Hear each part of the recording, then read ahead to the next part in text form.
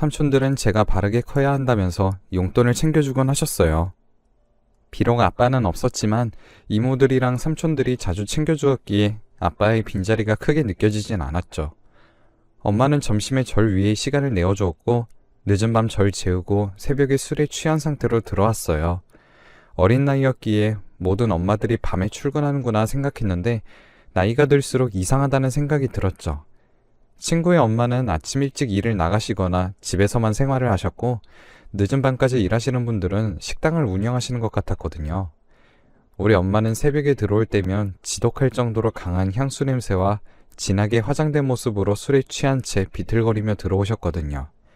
그때 학교에서 부모님의 직업에 대해 소개하는 시간이 있어서 엄마에게 물어보니 한참을 말없이 쳐다보던 엄마는 바리스타 일을 하고 있다며 새벽에도 카페가 문을 여는데 거기서 매니저를 하고 있다고 하셨어요. 저는 엄마가 바리스타라는 것을 알고 신이나 친구들에게 자랑했고 친구들도 저희 엄마가 멋있다며 연신 부러워하더라고요. 신이 난 발걸음으로 엄마에게 달려가 친구들이 부러워했다는 이야기를 조잘조잘 떠들어댔는데 엄마는 절 한참 내려다보더니 절 끌어안고 한참 우셨습니다. 어린 나이에도 그 눈물이 너무 뜨거워서 아무 말하지 못하고 한참 동안 엄마의 품에 안겨 있었어요. 엄마의 생활에 대해 정확하게 알게 된 건 사춘기 무렵이었습니다. 그 전까지 엄마의 직업이 바리스타라고 굳게 믿었는데 나이가 들수록 엄마의 새벽귀가 모습이나 이모들 그리고 삼촌들의 모습이 평범하지 않다는 생각을 가지게 되었어요. 그리고 저희 학교에 악명높기로 유명한 남자 선생님 한 분이 있었거든요. 그 전까지는 저에 대해 이름조차 알지 못하던 선생님이 어느 날 절 보더니 "아, 네가 걔 딸이었어?" 라며 의미심장한 표정을 지으시더라고요. 이상한 기분이 들었지만 그러려니 하고 넘어갔는데 이후 선생님은 절 기분 나쁘게 훑어보셨습니다. 그 얘기를 엄마에게 했더니 순간 표정이 일그러지셨고 엄마가 어디 아픈가 싶어 놀랐는데 이내 표정이 풀리더니 괜찮다고 하시더라고요.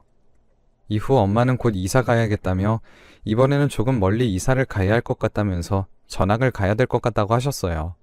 전 친구들이랑 헤어지는 게 아쉬웠지만 엄마 회사 근처로 이사를 하면 엄마가 덜 힘들 것 같아서 알겠다고 했어요. 또 엄마는 제게 핸드폰 번호도 바꾸자고 설득하셨고 갑작스럽게 번호가 바뀌면서 친구들하고 연락도 다 끊겼죠. 갑작스러운 전학에 친구들과의 인연까지 끊겨 슬퍼하는 절 보던 이모들은 이게 절 위한 결정이니 슬퍼하지 말라면서 나중에 나이가 들면 엄마에게 고마워할 것이라며 절 다독여줬어요. 저 역시 엄마가 이유가 있을 거라는 생각을 하긴 했지만 서러운 것은 어쩔 수 없었고 학교에 적응이 끝나기 전까지 엄마에게 얄미운 짓을 하며 불만을 표출했어요. 그러던 어느 날 엄마는 잔뜩 술에 취한 채로 집에 들어왔는데 절 보더니 긴 한숨을 쉬며 "내가 널 위해 어찌 살아가는데" 라고 중얼거리셨고 화장도 지우지 못한 채 쓰러져서 잠드셨죠. 클렌징 크림을 꺼내 엄마의 화장을 닦아드리며 오늘은 참 힘든 날이셨나 보다라고 생각하고 있었는데 엄마의 핸드폰에 문자가 온 게 눈에 띄더라고요. 거기에는 내일 오후 6시라고 적혀 있었어요.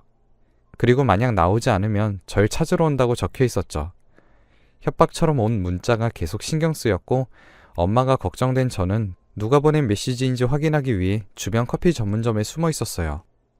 약속한 시각이 되자 엄마가 어딘가로 들어갔는데 그 모습을 보니 어린 나이에 놀랍기도 하고 이상한 기분이 들더라고요. 이후 어떤 남자가 들어갔고 그렇게 1시간이 조금 지나 엄마와 함께 남자가 나왔는데 그 사람은 예전 학교의 악명 높은 선생님이셨습니다. 전 자연스럽게 나와 엄마를 불렀는데 엄마가 흠칫 놀라며 뒤를 돌아보셨죠. 엄마의 표정은 아주 좋지 않았고 옆에 있던 선생님은 저를 반기며 그새 많이 컸다면서 머리를 쓰다듬어 주시더라고요. 엄마는 절 쓰다듬는 선생님의 손을 급하게 잡더니 다음에 또 뵙겠다며 바쁜 시간 내주셔서 감사하다며 서둘러 보내더라고요.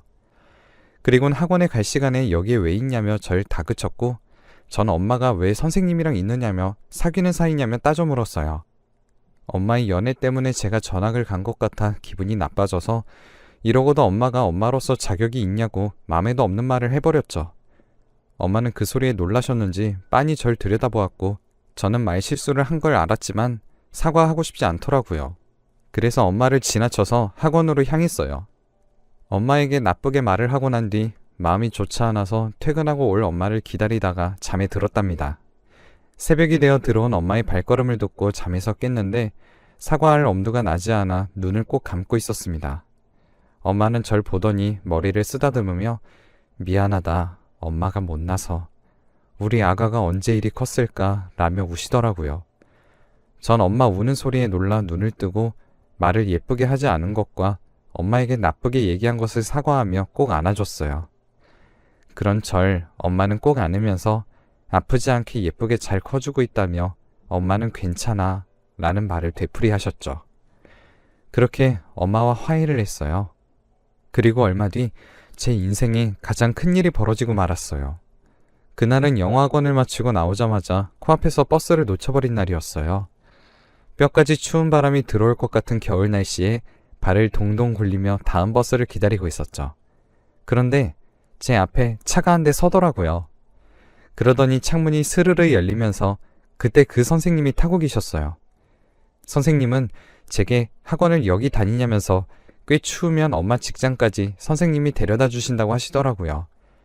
엄마는 늘 회사를 알려주시지 않아 궁금하기도 했고 회사가 집 근처라고 얘기해줬던 것이 생각났고 선생님 차에 타는 게 아주 어색하긴 했지만 버스비도 아낄 겸 차에 탔어요. 차를 타고 가는 동안 어색한 분위기가 흘렀고 15분 정도 달려 선생님이 세워준 곳은 온갖 네온 사인이 반짝이는 곳이더군요. 전 주변을 둘러보았지만 엄마가 일한다는 큰 커피 전문점은 보이지 않았고 그런 제 모습에 선생님은 뭘 찾냐고 물어보셨죠. 전 엄마가 일하는 곳에 데려다 주신다고 했는데 커피숍이 보이지 않는다면서 주소를 잘못하신 것 같다고 얘기했어요. 그랬더니 선생님은 이곳이 맞다며 앞에 있는 큰 노래방을 손으로 가리키셨죠. 네 엄마가 무슨 커피숍에서 일을 해? 저기서 일하는데? 라며 귀에 속삭인 뒤 자동차를 끌고 사라졌어요. 전 믿을 수 없는 상황에 멍하게 서 있었는데 노래방 계단에서 민지 이모가 홀복을 입고 상기된 얼굴로 올라오고 있더라고요. 이모는 주변을 두리번거리다가 교복을 입고 서 있는 절 보더니 들고 있던 담배를 떨어뜨리며 어찌할지 몰라 서성이셨죠. 전 엄마한테 지금까지 속았다는 생각이 들어 속이 무척 상했고 엄마가 노래방에서 일한다는 사실이 너무 부끄러웠어요. 민지 이모의 부름에도 저는 모른 체 하며 뒤돌아 뛰어갔어요. 민지 이모의 얘기를 들은 건지 엄마의 전화는 계속 왔고 엄마는 제가 전화를 받지 않자 급하게 집으로 뛰어왔더라고요. 평상시에 엄마는 화장과 머리 스타일이 수수한 스타일이었어요. 하지만 지금의 진하게 그린 아이라인이나 긴 속눈썹을 지닌 엄마의 화려한 모습은 전혀 다른 사람 같았어요. 엄마는 어떻게 알고 거길 왔냐면서 다그쳤고 전 선생님이 알려줬다고 사실대로 얘기했어요. 엄마는 화를 내며 그 선생님하고 다시 만나게 되면 뒤도 돌아보지 말고 도망가라고 신신당부를 하셨고 그동안 속여서 미안하다며 제게 용서를 구했습니다. 여자의 몸으로 절 키우는 게 많이 힘들기도 하고 해주고 싶은 것이 많아 노래방의 일을 선택하게 되었지만 제가 실망할까봐 사실대로 얘기할 수 없었다는 거였어요. 전 엄마의 직업을 이해하고 싶지 않았고 혹시라도 주변에서 엄마에 대해 알게 될까봐 불안하더라고요. 하지만 엄마의 마음을 이해하지 못하는 건 아니기에 그동안 절 속인 것은 용서하기로 마음먹었어요. 다음날 민지 이모는 제게 찾아와서 많이 놀랐냐며 미안하다 했고 다른 이모들과 삼촌들도 제게 찾아와 직업에 관해 속인 것은 미안하다고 사과하셨죠. 제가 태어나기 전부터 이모랑 삼촌들이 절 키워봤고 자신의 아이처럼 절 키워준 것을 잘 알기 때문에 전 놀라긴 했지만 괜찮다고 했어요. 그렇게 하루가 지나가고 마음이 조금 진정되니 굳이 절 그곳으로 데려다준 선생님이 이상하더라고요. 그리고 왜 엄마가 선생님을 보면 무조건 도망가라고 했는지 그것도 궁금했지만 물어보면 안 될 것 같아서 물어보지 않았어요. 엄마와의 어색한 시간이 점차 사라질 때쯤 영어학원 앞으로 선생님이 또 절 찾아왔어요. 전 선생님의 뒷모습을 보고 엄마가 시킨 대로 도망을 쳤어요. 도망을 치는 제 뒷모습을 본 선생님은 절 뒤쫓기 시작했고 전 죽을 힘을 다해 뛰었지만 선생님께 잡히고 말았죠. 절 잡은 선생님은 저에게 이유 없이 혼을 냈고 뒤에서 누군가가 다가와 선생님을 밀쳤어요. 그때였어요. 선생님은 바닥으로 쓰러졌고 뒤를 돌아보니 엄마였어요. 사람들은 갑자기 소리를 지르며 경찰에 신고했고 엄마는 제게 괜찮냐며 상태를 확인하더라고요. 전 너무 놀라 그 자리에 주저앉아 버렸고 엄마는 앞으로는 이런 일 없을 거라며 지켜주지 못해서 미안하다고 제게 사과했어요. 이후 경찰이 와 엄마를 데리고 갔고 선생님은 넘어지면서 머리를 부딪혀 병원에 입원하게 되었어요. 후에 과실치사로 엄마는 합의를 하지 못해 징역 6개월을 받게 되었고, 알고 보니 선생님은 엄마가 고등학교 1학년 때 담임이었습니다. 학생이었던 엄마는 어느 날 몸이 너무 아파서 체육 시간에 나가지 못했는데 그때 몹쓸 짓을 당했다고 합니다. 그리고 일부러 학교에 나쁜 소문을 퍼뜨려 퇴학을 당하게 했고, 그렇게 자신의 행동을 덮었던 거였어요. 어린 나이에 퇴학당한 엄마를 질책하던 할머니, 할아버지는 더는 자식이 아니라며 단박에 엄마를 내쳐버렸고, 마땅히 다닐 곳이 없던 엄마는 우연한 기회로 공장을 다녔다고 합니다. 그때 사장 아들이 친구들과 노는 자리에 엄마를 불렀는데 그날 그렇게 죄가 생겼던 거였어요. 엄마는 자신의 운명을 저주했지만 죄가 생긴 걸 알고 난 뒤 절 위해서 살아가야겠다고 다짐하셨대요. 자신이 가진 능력으로 돈을 벌 수 있는 걸 찾아보았지만 고등학교도 못 나온 사람을 써주는 곳은 없었고, 우연한 기회에 미용실에서 만난 마담 이모의 눈에 띄어 나름 괜찮은 위치까지 올라가셨던 거예요. 삼촌들은 엄마의 형량을 줄이기 위해서 다방면으로 뛰어다녔고, 이모들은 시간을 빼 돌아가면서 절 챙겨주었어요. 알고 보니 선생님에게 당했던 사람이 생각보다 많았고, 학생들에게 손찌검을 해서 형량을 선고받은 적도 있더라고요. 그 덕에 엄마는 절 지켜야 했던 것과 과거에 당했던 피해자였기에 감형을 많이 받을 수 있게 되었어요. 전 그런 사람이 어떻게 선생님을 계속할 수 있었던 것인지 의문이 들었지만 선생님의 행실 덕분에 엄마의 형량이 준 것에 감사했어요. 하지만 엄마의 일이 소문이 나면서 학교 친구들은 절 멀리하기 시작했고, 학부모들은 질이 좋지 않은 아이와 공부를 함께 시킬 수 없다며 절 학교에서 내보내라고 항의를 계속 넣더라고요. 담임 선생님은 절 보며 늘 한숨을 쉬었고, 더는 학교에서 지낼 수 없다는 판단이 들어 자퇴한 뒤 검정고시를 보았답니다. 엄마는 제게 미안하다며 면회 때마다 울었고, 엄마가 절 지켜준 거라며 건강하게 나와야 한다고 하면서 같이 울었어요. 쉬는 날 없이 돈을 벌던 엄마는 교도소 안에서 병이 나고 말았고, 기침이 쉴 새 없이 나더니 이내 피를 토했어요. 상황이 좋지 않다고 판단한 교도소에서는 엄마를 병원에 보내 치료를 시작했어요. 엄마는 자신의 삶이 옳지 못해 이런 병을 받은 것 같다며 비관했고, 저 때문에 인생을 망쳤다며 꼴도 보기 싫다고 밀어내셨어요. 다시는 병원에 찾아오지 말라는 엄마는 이모들과 삼촌들까지 밀어냈고, 유일하게 한 분과만 얘기를 하신다고 하더라고요. 저는 엄마가 아픈데 얼굴도 보지 못하니 미칠 것 같았고, 하루라도 엄마 얼굴을 더 보고 싶어서 매일 찾아갔어요. 그런 제 얘기를 간호사가 했는지 엄마는 제게 들어오라고 손짓했고, 기쁜 마음에 엄마에게 다가갔어요. 엄마는 짧은 시간 동안 얼마나 아팠는지 살이 엄청나게 많이 빠져서 손마디가 날카롭게 서 있었고, 생기 있던 피부는 새하얗게 질린 채 멍한 눈빛으로 절 바라보고 있더라고요. 절 바라보던 엄마는 담배를 가져다 달라고 말을 했는데, 이렇게 아픈 상황에서도 담배가 생각나냐고 화를 내고 말았어요. 엄마는 절 보면 비웃으시더니 네가 내 인생을 이렇게 갉아먹었는데 그거 하나 가져다 주지 못하냐면서 핀잔을 주더라고요. 이내 절 낳아서 내 인생이 이렇게 망가진 거라며 2번 다시 찾아오지 말라며 또 찾아오면 안 볼 거라고 말하더라고요. 엄마의 뾰족한 말을 듣는데 그 말이 너무 아파 펑펑 울었고, 세상에 정말 홀로 남은 것 같은 느낌이 들었어요. 엄마가 걱정되어 찾아가도 만나주지 않으니 답답했죠. 저는 매일 엄마의 병실 문 앞에 앉아서 기다리기만 할 뿐이었어요. 그러던 어느 날이었어요. 그날도 엄마가 너무 보고 싶었기 때문에 병실 문 앞에 멍하니 앉아 있었죠. 그런데 그 순간 의사 선생님들과 간호사 선생님들이 엄마가 있는 호실로 기계들을 끌고 달려 들어갔는데, 전 좋지 않은 기분이 들어 선생님들을 따라 들어갔죠. 그런데 엄마가 사지를 떨며 눈이 돌아가 있더라고요. 너무 놀라 엄마 왜 이러냐며 엄마를 깨우려더니 간호사 선생님들이 이러면 환자에게 좋지 않다면서 절 밀어냈어요. 어쩔 줄 몰라 발만 동동 굴리며 서서 바라봐야 하는 제 모습이 너무 초라하게 느껴지고 엄마가 잘못될까봐 걱정이 앞서더라고요. 의사 선생님은 심폐소생술을 시도했어요. 하지만 노력이 무색하게 엄마는 세상을 떠나고 말았어요. 그리고 엄마의 가방에는 한 장의 편지가 있었어요. 사랑하는 내 딸, 보아라. 널 내 품에 안는 그날 나는 세상을 다시 태어났고, 널 키우는 동안 단 한 번도 널 낳은 걸 후회한 적 없단다. 못난 엄마라 직업 한번 당당하게 네게 말 못한 게 너무 미안했어.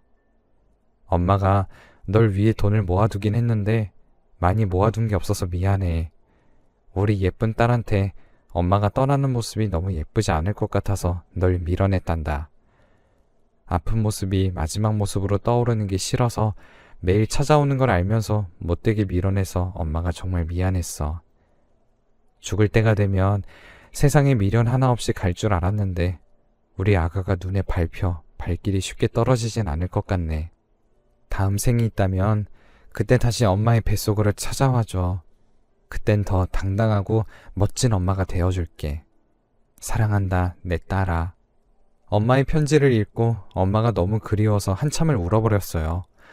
엄마는 제 이름으로 돈을 모아두고 있었고 금액 역시 꽤 모여서 제가 대학을 다니고 전셋집을 구할 정도는 되었죠. 마지막까지 딸 걱정만 하던 엄마의 마지막 말을 들어주지 못한 게 마음이 아파 그 자리에 주저앉아 한참을 울었네요. 세상에 홀로 남겨진 절 찾아온 건 어릴 때부터 할머니라 부르던 이모가 있었는데 그분이 엄마를 화류계로 끌고 온 사람이었어요. 할머니는 절 빤히 보면서 네 엄마가 널 참 잘 키우셨다라며 세상에 혼자 남아 힘들지 않냐고 물어보셨어요. 전 아르바이트를 하며 살아갈 것이니 절 찾지 말아달라며 할머니를 경계했어요. 할머니는 제 마음을 아셨는지 호탕하게 웃으시더니 공부는 때가 있어서 늦으면 안 된다고 말씀하셨어요. 어느 순간 엄마를 친딸처럼 아끼게 되었다면서 걱정하지 말고 공부 열심히 해서 좋은 사람이 되라고 격려해 주셨어요. 사실 홀로 세상을 나가는 것이 두려웠는데 예전부터 보던 할머니가 절 도와주겠다고 손을 내밀어 주신 것이 정말 감사했지만 도저히 따라갈 엄두가 나지 않더라고요. 이 사실을 알게 된 이모들과 삼촌들도 다행이라면서 필요한 것이 있으면 언제든 지원해 주겠다고 나서주시며 할머니가 좋은 분이니 믿어도 된다고 얘기를 해줬어요. 또 마지막까지 엄마와 대화를 나눈 유일한 사람이 할머니라면서 어린 내게 세상은 너무 가혹하니 할머니 옆에서 살라고 권유도 하셨죠. 민지 이모는 혹시 혼자 할머니랑 사는 것이 어색해서 그러느냐고 제게 물었고 전 그렇다고 얘기했어요. 이후 할머니랑 얘기한 민지 이모가 함께 살기로 했고 그렇게 엄마 없는 하늘에 새로운 가족이 생겼어요. 이후 전 외국 계열 회사에 입사했고 할머니와 민지 이모는 집안에 경사가 났다며 기뻐해 주셨습니다. 삼촌들과 이모들도 기특하다며 동네방네 자랑을 하시더라고요. 비록 직업은 당당하지 못할 순 있지만 저를 향한 마음만은 그 누구보다 멋있고 당당한 분들이 계셨기에 제가 올곧게 잘할 수 있었고 이제는 그 어떤 가족보다도 더 단단한 가족이 되었답니다. 아직 서로를 다 이해하진 못하지만 앞으로 더 나아질 우리 가족 모습을 꿈꿔보며 글을 마칩니다. 긴 글 읽어주셔서 감사합니다.